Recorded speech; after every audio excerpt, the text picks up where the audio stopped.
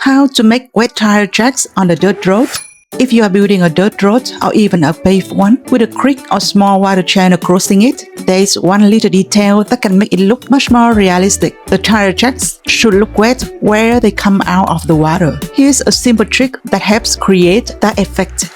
First, decide where your creek or water channel will cross the road. Then shape the tire tracks leading out of the water. Once the groundwork is completely dry, it's time to start painting. Here's something to keep in mind. Wet soil is always darker than dry soil. So if you only add the water effect, it won't look convincing enough. That's why I always paint the darker ground first. Since my road is brown, I mix a darker brown that's in the same color family. Then I tint the paint down so it can soak into the surface instead of just sitting on top. Next, I dab and pull the paint into a few uneven streaks. This creates the look of wet soil left behind after tires carry water up from the creek. When you paint these streaks, always pull the brush from the water toward the road. That way, the color naturally fades in the same direction the vehicle travels. Since this is where vehicles drive all the time, moss usually doesn't grow here. So, simply making the soil darker is enough.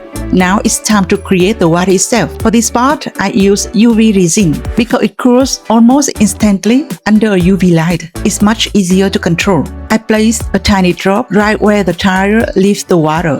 Then I use a stick, gently tilt the diorama and pull the resin into a very thin streak, following the darker paint underneath. One small tip, the resin doesn't need to cover the entire dark track. Some areas are still wet, but there's no standing water left. Once you are happy with the shape, cool it right away with a UV light. I only use UV resin for these small wet streaks. For large areas of water, like the creek itself, I always use 2-part epoxy resin instead. And that's today's little tip. See you in the next video.